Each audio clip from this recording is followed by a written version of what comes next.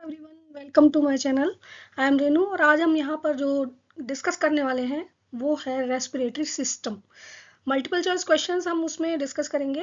Respiratory system एक बहुत important system है और हमारे जितने भी लाइफ प्रोसेसेस हैं उनमें से एक प्रोसेस है। और आपको मालूम है, जनरली जब हम रेस्पिरेशन की बात करते हैं तो हम जिस प्रोसेस के बारे में बात करते हैं वो प्रोसेस क्या होता है। हम कहते हैं कि ऑक्सीजन लेना और कार्बन डाइऑक्साइड बाहर निकालना, यही रेस्पिरेशन होता है। लेकिन एक्चुअल में रेस्पिरेशन ये नहीं है। रेस्पिरेशन जो टर्म है उसको हम कैसे डिफाइन करेंगे, आइए उसको देखते हैं। और रेस्पिरेटरी सिस्टम इन ह्यूमंस को डिस्कस करेंगे, उसके बाद हम अपने मल्टीपल चॉइस क्वेश्चंस पर आएंगे। ये क्वेश्चंस प्रीवियस ईयर क्वेश्चंस पर बेस्ड है, तो बहुत बहुत इंपॉर्टेंट होने वाले हैं आप सबके लिए। तो प्लीज़ ये वीडियो लास्ट तक जरूर देखिएगा एंड अपने फ्रेंड्स के साथ लाइक करिए, शेयर करिए और सब्सक्राइब भी करिए मेरे चैनल को, जिससे आगे आने वाली जो भी वीडियोज़ हैं उनकी नोटिफिकेशन आपको मिल सके। तो आइए सबसे पहले हम बात करें कि what is respiration. Respiration actual में हम क्या करते हैं, हमें ये तो आप सब लोग जानते हैं कि फूड की रिक्वायरमेंट होती है जिंदा रहने के लिए। लेकिन वो फूड आपके बॉडी में कैसे यूटिलाइज होता है। फूड के लिए जब हम बात करते हैं तो हमारे पास एक नाम आता है डाइजेशन का। तो जब भी हम फूड को इनटेक करते हैं तो डाइजेस्ट होता है वो हमारी बॉडी में। उसके बाद जो न्यूट्रिएंट्स होते हैं उसके, वो सारे के सारे यूटिलाइज होते हैं आपकी बॉडी के अंदर। तो वो जो यूटिलाइजेशन होता है न्यूट्रिएंट्स का, या आप कहें कि जो फूड मटेरियल है वो जब ऑक्सीडाइज होता है तो हमें एनर्जी मिलती है। फूड हम क्यों लेते हैं ये तो मालूम ही है ना। फूड हम किस लिए लेते हैं, जिससे कि हमको एनर्जी मिल सके हमारे जितने भी डेली रूटीन के वर्क हैं उनको करने के लिए। तो जब फूड का डाइजेशन होता है उससे जो न्यूट्रिएंट्स होते हैं, उन न्यूट्रिएंट्स से जो फॉर्मेशन होता है ग्लूकोज का, उस ग्लूकोज का जब ऑक्सीडेशन होता है, यानी कि जब वो ऑक्सीजन के साथ कंबाइंड होता है ग्लूकोज, तब एनर्जी रिलीज होती है और वो प्रोसेस रेस्पिरेशन कहलाता है। तो कहने का मतलब सीधा सीधा ये हुआ कि जब भी फूड मटेरियल का ऑक्सीडेशन होगा तब वो प्रोसेस रेस्पिरेशन कहलाएगा। तो इनटेक और आप कहें कि इनहेलेशन और एक्सेलेशन अगर हम कर रहे हैं गैसेस का, यानी कि अंदर ले रहे हैं और बाहर निकाल रहे हैं, वो प्रोसेस ब्रीदिंग प्रोसेस कहलाता है एक्चुअल में। और उस ब्रीदिंग में जो ऑक्सीजन हमारे बॉडी के अंदर जा रही है वो फिर ग्लूकोज के साथ मिलकर या उसको ऑक्सीडाइज करके हमको एनर्जी रिलीज होती है और वो पूरा जो प्रोसेस है वो सेल्स के अंदर कंप्लीट होता है। तो अब आपको आई थिंक रेस्पिरेशन का मतलब समझ में आ गया होगा। रेस्पिरेशन का मतलब है कि ऑक्सीडेशन ऑफ फूड या oxidation of glucose to release energy inside the cell. कहाँ पर होता है ये प्रोसेस? ये प्रोसेस होता है सेल्स के अंदर। अगर हम बात करें रेस्पिरेशन के टाइप्स की, या हम बात करें कि ब्रीथिंग क्या होता है, तो अभी हम रेस्पिरेशन के टाइप की बात कर लेते हैं। रेस्पिरेशन दो डिफरेंट टाइप्स में हमने उसको डिवाइड किया है। एक कहलाता है first process that is called breathing and second process that is called cellular respiration. Breathing का मतलब होता है एक्सटर्नल रेस्पिरेशन, और ये जो सेलुलर रेस्पिरेशन है इसको हम इंटरनल रेस्पिरेशन भी कह सकते हैं। तो दो प्रोसेसेस में डिवाइड हो गया, internal respiration and external respiration. External respiration जैसा कि आप सब समझ रहे हैं कि एक्सटर्नल का मतलब बाहर से के साथ उसका कोई कनेक्शन है। तो इनटेक और outgoing of intake of oxygen and outgoing of carbon dioxide, वो जो प्रोसेस है वो ब्रीदिंग कहलाता है। तो ब्रीदिंग एक मैकेनिकल प्रोसेस है जिसमें हम ऑक्सीजन लेते हैं और कार्बन डाइऑक्साइड बाहर निकालते हैं। इनहेल क्या कर रहे हैं ऑक्सीजन, और एक्सहेल क्या कर रहे हैं CO2, यानी कि CO2 बाहर निकल रही है और ऑक्सीजन ली जा रही है। किसके थ्रू? हमारे नाक के थ्रू या नोस्ट्रिल्स के थ्रू। वो प्रोसेस ब्रीदिंग कहलाता है एंड इसको हम एक्सटर्नल रेस्पिरेशन कहते हैं, क्योंकि ये O2 और CO2 किसके साथ? एनवायरमेंट के साथ कनेक्टेड है। ठीक है, यानी कि हमारी जो नोस्ट्रिल्स हैं वो एनवायरनमेंट के साथ कनेक्टेड है, और वहां से जब हम ऑक्सीजन को लेते हैं और कार्बन डाइऑक्साइड को बाहर निकालते हैं, वो पूरा प्रोसेस ब्रीदिंग का प्रोसेस कहलाता है। एक मैकेनिकल प्रोसेस होता है और with the help of diaphragm और रिब्स, जो आपकी रिब्स केज होते हैं या रिब्स जो होती हैं, उनकी हेल्प से ये कंप्लीट होता है। अभी हम आगे इसको देखेंगे। सेलुलर रेस्पिरेशन की जब हम बात करते हैं तो देखिए, ऑक्सीजन जब हमारी बॉडी के अंदर जाती है, लंग्स तक पहुंच जाती है, लंग्स से फिर वो डिफ्यूज हो जाती है ब्लड के अंदर, और ब्लड उसको सर्कुलेट कर देता है पूरे बॉडी पार्ट्स में, हर सेल तक ब्लड पहुंचाता है ऑक्सीजन को। तो वहां पर सेलुलर रेस्पिरेशन की प्रक्रिया कंप्लीट होती है, यानी कि जो भी फूड मटेरियल वहां पर पहुंचा है ब्लड के थ्रू, उसके साथ ऑक्सीजन कंबाइंड हो जाती है। ये इस पर सारा प्रोसेस कहाँ हो रहा है? इनसाइड द सेल हो रहा है, इसलिए इसको सेलुलर रेस्पिरेशन कहा जाता है। इस प्रोसेस में एनर्जी रिलीज होती है, ठीक है।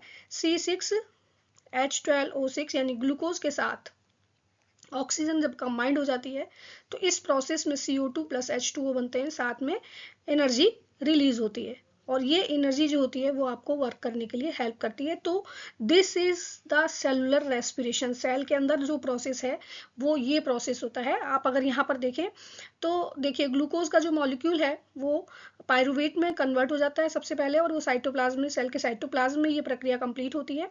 इसके बाद पायरुवेट जो होता है वो फिर माइटोकॉन्ड्रिया के अंदर डिफरेंट साइकिल्स में से निकलता है, और वहां पर एटीपी का फॉर्मेशन होता है, CO2 बन रही है यहाँ पर, और साथ में वाटर का फॉर्मेशन हो रहा है और एटीपी बन रहे हैं। इस तरह से टोटल 36 नंबर ऑफ एटीपी यहाँ पर फॉर्म हो जाते हैं, और ये जो एटीपी होते हैं ये ऊर्जा के रूप में आपको काम आते हैं। एटीपी क्या होती है? Energy currency of the cell, ठीक है। तो ये आपको ऊर्जा देने का काम करते हैं। तो इस तरह से हम रेस्पिरेशन को डिफाइन कर सकते हैं। आई होप ये आपको क्लियर हो गया होगा। अब अगर हम बात करें ब्रीदिंग क्या है, तो ब्रीदिंग जैसा अभी हमने डिस्कस किया, इनहेलेशन और एक्सहेलेशन, यानी इनटेक ऑफ ऑक्सीजन। इनहेलेशन का मतलब ऑक्सीजन इन हो गई, और एक्सहेलेशन का मतलब CO2 जो होती है वो आउटसाइड निकल गई, बाहर निकल गई। अब इस प्रोसेस को अगर हम समझें डायग्राम से, आप समझने की कोशिश करिए। आपके जो लंग्स होते हैं वो ये जो रिब्स हैं, आपकी पसलियां जो आप जानते हो, इन सब इनके अंदर प्रेजेंट होते हैं, इसके पिंजरे के अंदर आप कह सकते हो, रिब केज जिसको कहा जाता है। और नीचे आपको ये एक स्ट्रक्चर दिखाई देता है जिसको हम कहते हैं डोम शेप्ड स्ट्रक्चर, ये डायफ्राम होता है। अब ये डायफ्राम जब पुल डाउन होता है, यानी कि ये जब कॉन्ट्रैक्ट हो जाता है, उस वक्त इस चेस्ट कैविटी का जो साइज है वो इंक्रीज हो जाता है और लंग्स का वॉल्यूम बढ़ जाता है, और उस कंडीशन में एयर इन हो जाती है, ठीक है, ऑक्सीजन इन हो जाती है। तो इसमें हेल्प कौन कर रहा है? डायफ्राम हेल्प कर रहे हैं, क्योंकि चेस्ट कैविटी इंक्रीज हो गई due to pulling of diaphragm. Diaphragm जो है उसको पुल किया है या कॉन्ट्रैक्ट हो गया, वो इस कंडीशन में इनहेलेशन होता है। नेक्स्ट टाइम क्या होगा? ये एक्सहेलेशन के टाइम पर डायफ्राम जो है वो रिलैक्स, यानी कि अपनी डोम शेप में वापस आ जाएगा, और इस कंडीशन में ये प्रेशर लगाएगा चेस्ट कैविटी के ऊपर, और ये जो मसल्स होंगी, ये जो रिब केज होगी वो कॉन्ट्रैक्ट हो जाएगी, जिसकी वजह से प्रेशर पड़ेगा लंग्स के ऊपर, और यहाँ से CO2 जो है वो आउट हो जाएगी। ये पूरा प्रोसेस ब्रीदिंग कहलाता है, इनहेलेशन एंड एक्सहेलेशन, और ये किसकी हेल्प से हो रहा है? डायफ्राम और रिब केज की हेल्प से हो रहा है। आई होप ये भी आपको क्लियर हो गया होगा। अब हम बात करें अगर सेलुलर रेस्पिरेशन की, तो जैसा मैंने बताया आपको, सेलुलर रेस्पिरेशन सेल्स के अंदर कंप्लीट होता है। तो सबसे पहले हम बात करें, वहां पर ग्लूकोज जो होता है उसका ऑक्सीडेशन हो रहा है, और ग्लूकोज साइटोसॉल यानी कि साइटोप्लाज्म इसको कहेंगे, साइटोप्लाज्म के अंदर ग्लूकोज का जो मॉलिक्यूल होता है वो 2 पायरुवेट में कन्वर्ट हो जाता है, ब्रेक डाउन हो जाता है। यहाँ पर ग्लाइकोलाइसिस कहलाता है ये प्रोसेस ब्रेक डाउन का।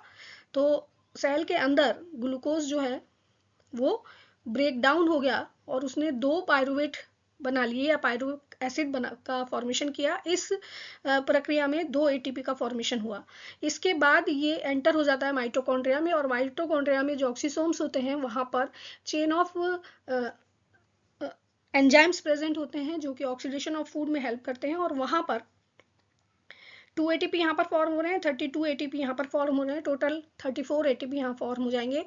और इस तरह से क्रेब साइकिल के थ्रू एंड एक दूसरा इलेक्ट्रॉन ट्रांसपोर्ट साइकिल के थ्रू जो भी पायरुवेट के मॉलिक्यूल्स थे, 2 मॉलिक्यूल्स, उनसे CO2 एंड H2O का फॉर्मेशन होगा, साथ में large amount of energy produce होगी। तो इस तरह से सेलुलर रेस्पिरेशन हर सेल के अंदर कंप्लीट होता है और हमको लार्ज अमाउंट ऑफ एनर्जी मिल जाती है। ये पूरा प्रोसेस हो गया सेलुलर रेस्पिरेशन का।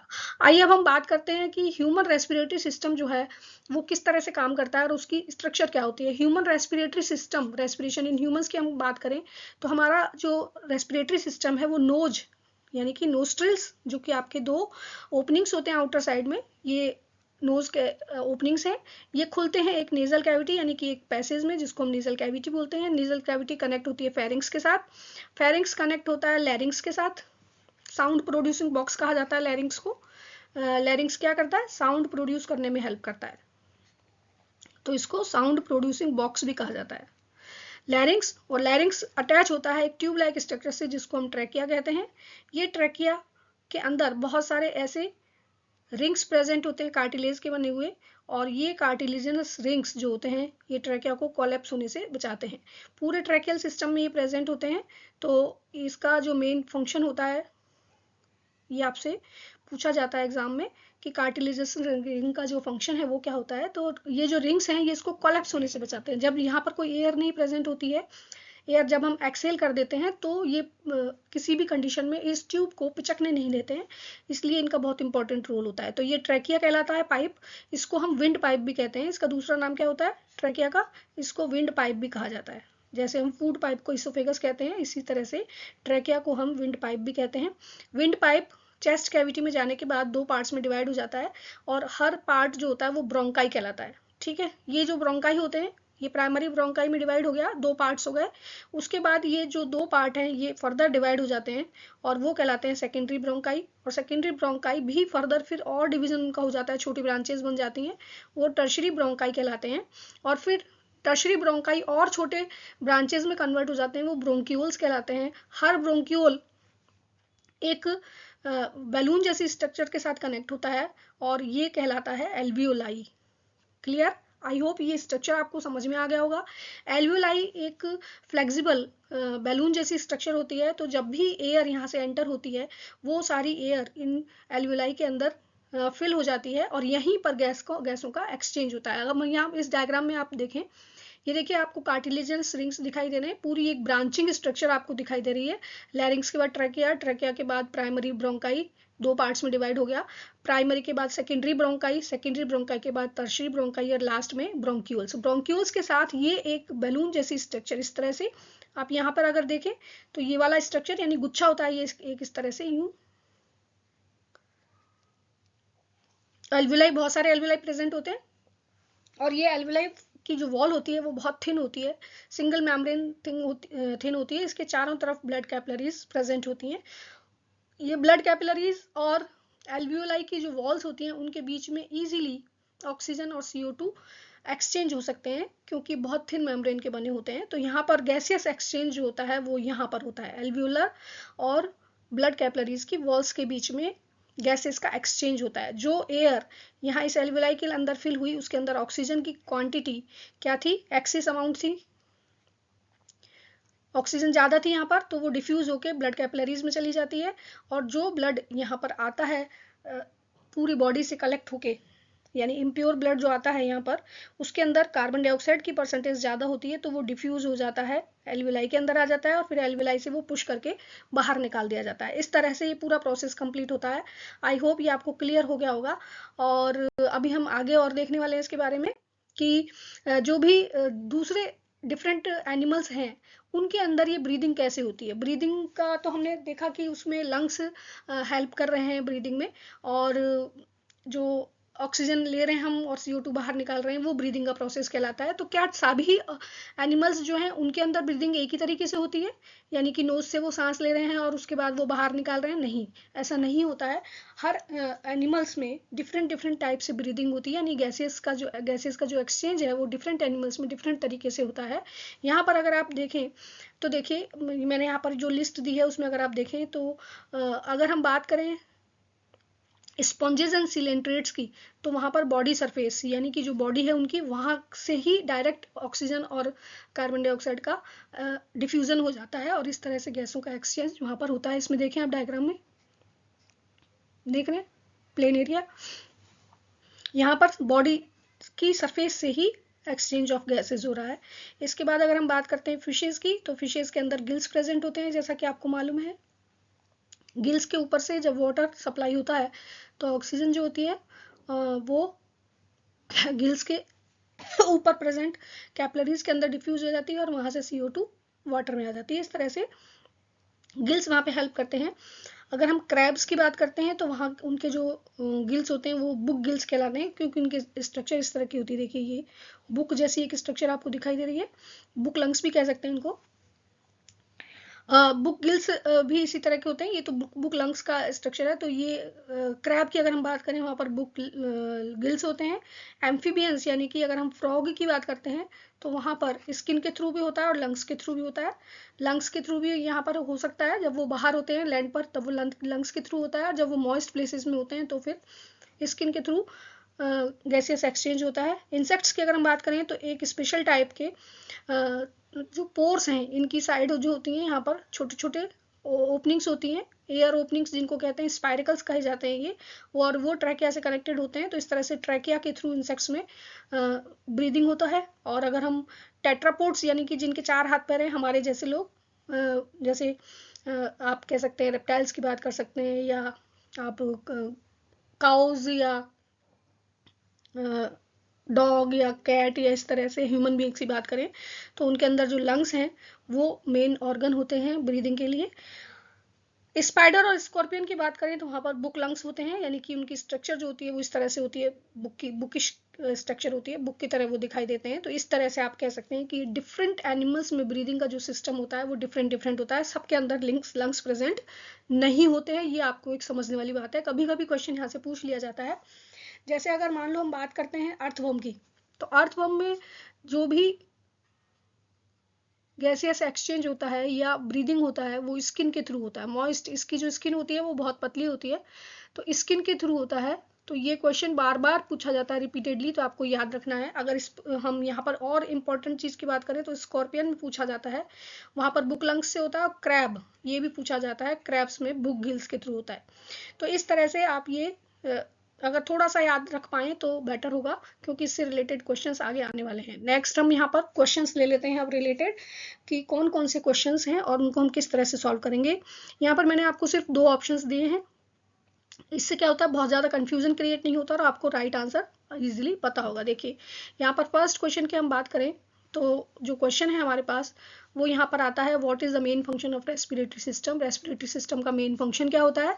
तो श्वसन तंत्र का मुख्य कार्य अगर हम बात करें तो गैसियस एक्सचेंज होता है। ठीक है, सीधा सीधा फर्स्ट आंसर हमको मिल रहा है यहाँ पर। नेक्स्ट क्वेश्चन बात करें, where is gaseous exchange takes place in human respiratory system. Human respiratory system में गैसियस एक्सचेंज कहाँ पर होता है? तो अभी जैसा कि हमने बताया कि गैसों का एक्सचेंज जो होता है वो एल्वियोलाई के अंदर होता है। ठीक है, बैग जैसी स्ट्रक्चर जो हमने अभी डिस्कस की थी, इस तरह की स्ट्रक्चर आपको दिखाई देती है, ये एल्वियोलाई कहलाते हैं। और यहाँ पर बहुत सारी ब्लड वेसल्स होती हैं, तो इस तरह से गैसों का एक्सचेंज एल्वियोलाई के थ्रू होता है। Next question, gaseous exchange in alveoli takes place by the process of. ये जो गैसियस एक्सचेंज होता है एल्वियोलाई में वो किस प्रोसेस के थ्रू होता है? तो वो सिंपल डिफ्यूजन के थ्रू होता है। डिफ्यूजन में जो गैसेज होती हैं वो हायर कंसंट्रेशन से लोअर कंसंट्रेशन की तरफ मूव करती है, ये आप केमिस्ट्री में पढ़ चुके हैं। तो डिफ्यूजन का मतलब सिंपल विसरण के थ्रू गैसियस एक्सचेंज वहां पर या गैसीय विनिमय वहां पर होता है। Next question, the gaseous exchange between cells and blood. Gaseous exchange between cells and blood, cells और ब्लड के बीच में जो गैसियस एक्सचेंज होता है उसको क्या कहा जाता है? तो उसको हम नाम देते हैं, देखिए सेल्स कहाँ होती हैं, बॉडी के अंदर होती हैं, और ब्लड कहाँ है, वो भी बॉडी के अंदर है। तो इसलिए हम यहाँ पर अगर बात करें तो वो इंटरनल रेस्पिरेशन कहलाता है। अगर आपको सेलुलर रेस्पिरेशन दिया गया है तो आप लिख सकते हैं, लेकिन वो उसमें भी हम इंटरनल रेस्पिरेशन की बात कर रहे हैं, तो इंटरनल रेस्पिरेशन यहाँ पर इसका राइट आंसर है। एक्सटर्नल नहीं होगा, क्योंकि external respiration exchange between lungs and environment होता है। ठीक है, उसको हम एक्सटर्नल रेस्पिरेशन कहते हैं, या ब्लड एंड लंग्स के बीच में जो एक्सचेंज है उसको एक्सटर्नल रेस्पिरेशन कहते हैं। सेल्स का जहाँ मतलब आ जाता है वहाँ इंटरनल रेस्पिरेशन होता है। नेक्स्ट क्वेश्चन की बात कर रहे हैं, inflammation of the bronchial tubes causes respiratory disorder known as. अगर ब्रोंकियल ट्यूब्स जो है, ब्रोंकाई, ब्रोंक्यूल्स, ब्रोंकियल ट्यूब्स, ये सब जो होती हैं उनके अंदर इन्फ्लामेशन हो जाता है, स्वेलिंग आ जाती है, तो फिर उससे कौन सा रेस्पिरेटरी डिसऑर्डर होता है? तो देखिए यहाँ पर ब्रोंकाई से रिलेटेड वर्ड ब्रोंकिया आ रहा है, और यहाँ पर आपको एक ऑप्शन ब्रोंकाइटिस दिया हुआ है, तो right answer is bronchitis. Next question, number of alveoli in human beings. Human beings के अंदर नंबर ऑफ एल्विलाइज कितना होता है? तो अगर आपको सिर्फ एक ही ऑप्शन दिया है, 3 to 500 मिलियन नहीं दिया हुआ है, और 500 ऑप्शन कहीं पर दिया हुआ है, तो राइट आंसर इज दिस। लेकिन अगर इस तरह से 2 ऑप्शंस दिए हैं, इतने से इतने तक, तो 300 से 500 मिलियन तक नंबर होता है एल्वियोलाई का ह्यूमन लंग्स के अंदर। Next question, inhalation and exhalation of gases is known as. Inhalation और एक्सहेलेशन जैसा अभी हमने पढ़ा था, उस प्रोसेस को हम कहते हैं ब्रीदिंग, यानी सांस लेना और बाहर छोड़ना, उसको ब्रीदिंग का प्रोसेस कहलाता है, रेस्पिरेशन नहीं होता है वो। नेक्स्ट क्वेश्चन की बात कर रहे हैं, lungs are covered by a thin membrane. Lungs जो होते हैं, देखिए कोई भी इंटरनल ऑर्गन है वो एक आउटर कवरिंग से ढका हुआ होता है, तो लंग्स के ऊपर भी अगर हम बात करें तो एक पतली मेम्ब्रेन होती है, थिन मेम्ब्रेन, जो उसको कवर करती है, उसका नाम होता है प्लूरा। ठीक है। यहाँ पर देखिए जहाँ पर कार्डियक वर्ड आ जाता है ना, वो सब हार्ट से रिलेटेड होता है, तो इसमें कंफ्यूजन नहीं होना है आपको। Pleura is the right answer. Next question, a dome shaped structure plays important role in breathing separate chest cavity from the abdominal cavity. Dome shaped structure हमने कहाँ पढ़ा, जहाँ पर आपकी ये रिब केज प्रेजेंट होते हैं, उसके जस्ट नीचे एक इस तरह का स्ट्रक्चर डोम शेप्ड, जिसको हम क्या कहते हैं, डायफ्राम, जो किसमें हेल्प करता है, ब्रीदिंग में हेल्प करता है। तो गुंबद के आकार की संरचना जो कि आपकी चेस्ट कैविटी को एब्डोमिनल कैविटी से अलग करती है। ये चेस्ट कैविटी हो गई आपकी ये वाली, और ये एब्डोमिनल कैविटी। इसको अलग करने वाली जो स्ट्रक्चर है वो डायफ्राम कहलाती है। आई होप क्लियर हो गया होगा। Next question, which part of the respiratory system is responsible for sound production. अभी मैंने बताया था आपको साउंड प्रोड्यूसिंग बॉक्स, या साउंड बॉक्स किसको कहा जाता है, लैरिंक्स को कहा जाता है। Next question, which is not the function of respiratory system. Respiratory system का फंक्शन क्या नहीं है, नहीं नॉट आ रहा है यहाँ पर। Help in gaseous exchange, maintain the blood pressure. तो गैसियस एक्सचेंज तो करता है ना रेस्पिरेटरी सिस्टम, तो मेंटेन, नॉट आ रहा है यहाँ पर वर्क, तो maintain the blood pressure, blood pressure को मेंटेन नहीं करता है respiratory system. Next question, what is the role of cilia present in nasal cavity. देखिए जब भी एयर जब आपकी नोस्ट्रिल्स से अंदर एंटर होती है, तो वहाँ जो एक कैविटी पैसेज होता है उसको हम नेजल कैविटी कहते हैं, नेजल चैम्बर भी उसको कहा जाता है। उसके अंदर छोटे छोटे सीलिया यानी हेयर जैसे स्ट्रक्चर्स प्रेजेंट होते हैं, हेयर लाइक स्ट्रक्चर्स। आप अपनी नोज को अगर गौर करें तो वहाँ पर भी आपको हेयर लाइक स्ट्रक्चर्स प्रेजेंट दिखाई देंगे। उनका मेन फंक्शन होता है फिल्ट्रेशन ऑफ एयर, एयर को फिल्टर करने का काम करते हैं वो, जिससे कि क्लीन एयर ही सिर्फ लंग्स में एंटर कर सके। Next question, respiration in earthworm. देखिए ब्रीदिंग की बात कर रहे थे हम, रेस्पिरेशन या ब्रीदिंग अर्थवर्म में किसके थ्रू होता है, तो यहाँ पर देखिए उनके अंदर लंग्स जैसे कोई स्ट्रक्चर नहीं होती, स्किन के थ्रू वहाँ पर रेस्पिरेशन होता है। Next question, which one is responsible for breathing. Breathing के लिए कौन जिम्मेदार होता है, तो डायफ्राम सीधा सीधा हम कहेंगे ब्रीदिंग के लिए जिम्मेदार होता है, एब्डोमिनल मसल्स नहीं होती हैं। Which part of the brain control the breathing rate. Brain का कौन सा पार्ट ब्रीदिंग रेट को कंट्रोल करता है, तो वो पार्ट है मेडुला ऑब्लोंगेटा। अगर यहाँ पर आपको पॉन्स भी दिया होता है तो पॉन्स प्लस मेडुला ऑब्लोंगेटा, यहाँ पर हमको दो ऑप्शन दिए हैं, सेरेब्रम और मेडुला ऑब्लोंगेटा, तो मेडुला ऑब्लोंगेटा आपकी ब्रीदिंग रेट को कंट्रोल करता है। ब्रेन के फंक्शंस में पढ़ेंगे आप। Next, the amount of air moved in and out of the lungs during normal breathing.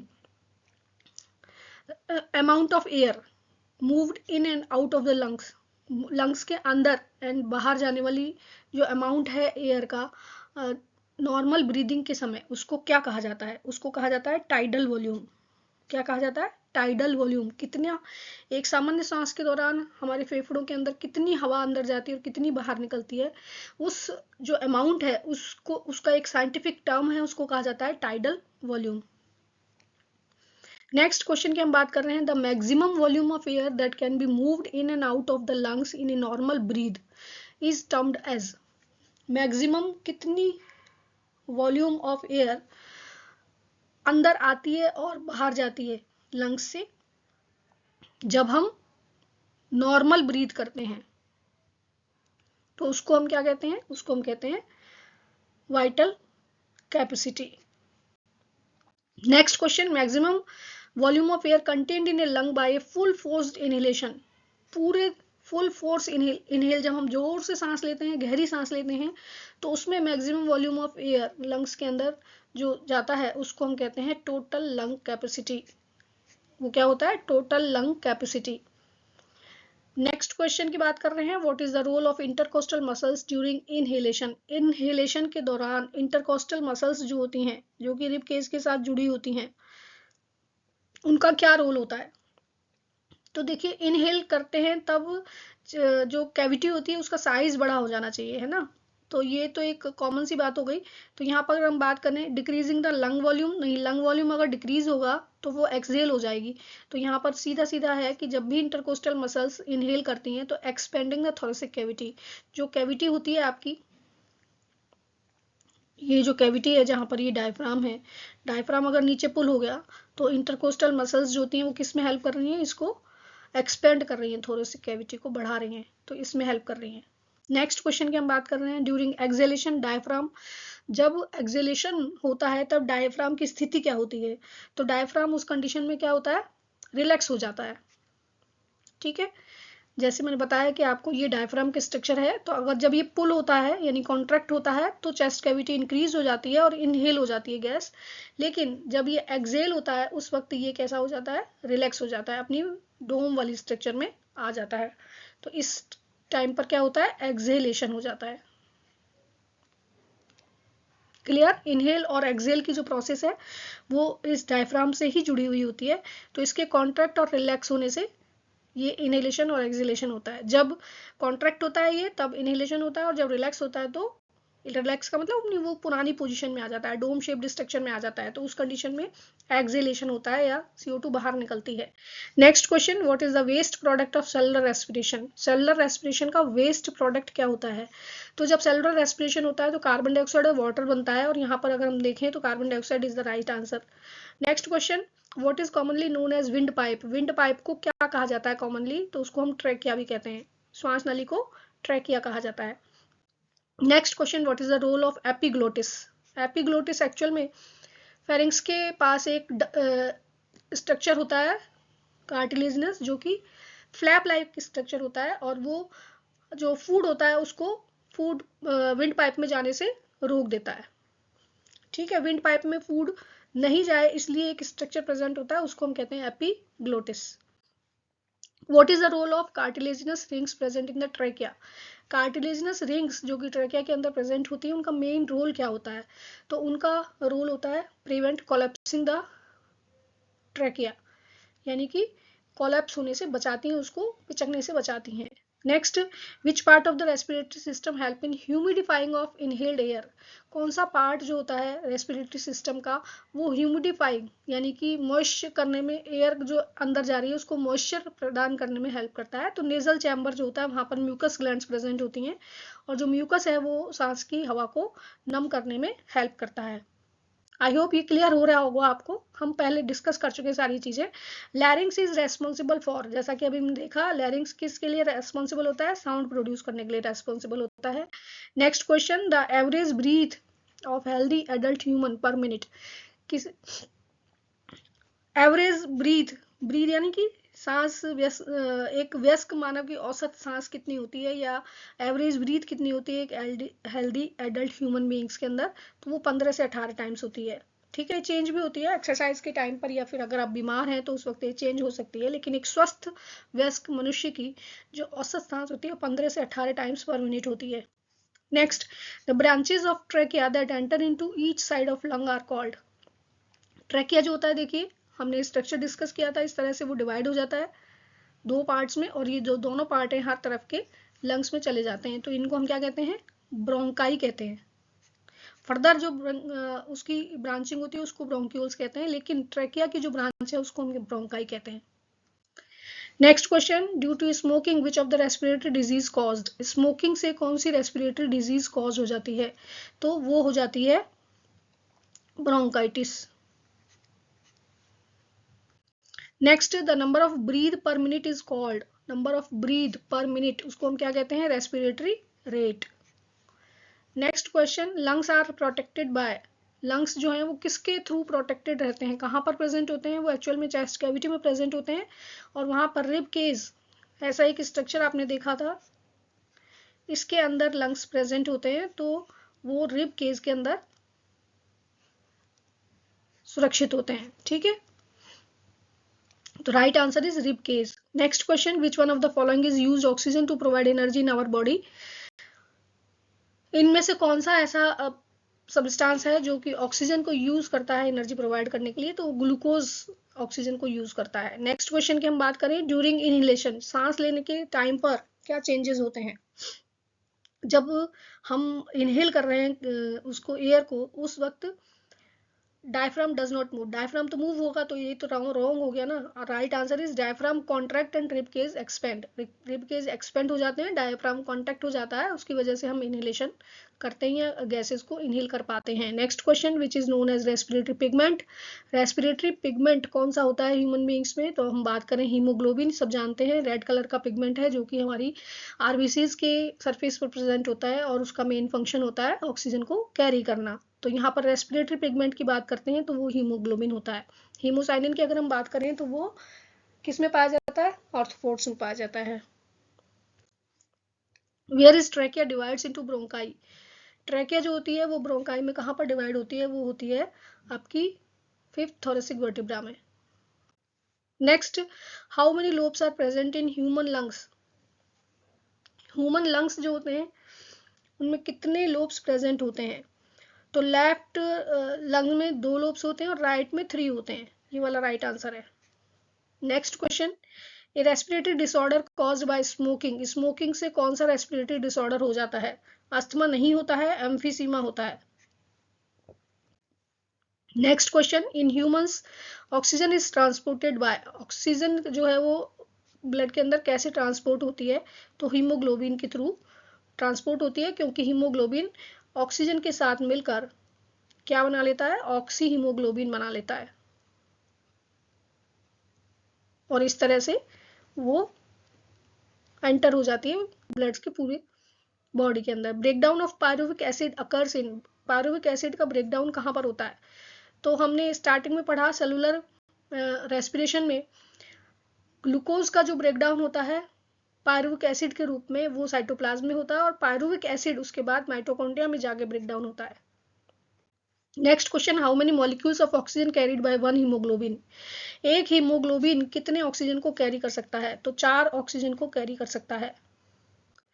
Next, most of the carbon dioxide is transported by blood in the form of lungs, form of किस form में lungs तक जाती है carbon dioxide, यानी कि जब भी cellular respiration होगा तो कार्बन डाइऑक्साइड का फॉर्मेशन होगा, और वो कार्बन डाइऑक्साइड जो कि सेल के अंदर प्रेजेंट है वो बाइकार्बोनेट्स के रूप में प्लाज्मा में डिसॉल्व हो जाती है और फिर उसको लंग्स तक पहुंचा दिया जाता है। तो about 70% of carbon dioxide bicarbonates के रूप में प्लाज्मा के थ्रू लंग्स तक पहुंचा दी जाती है।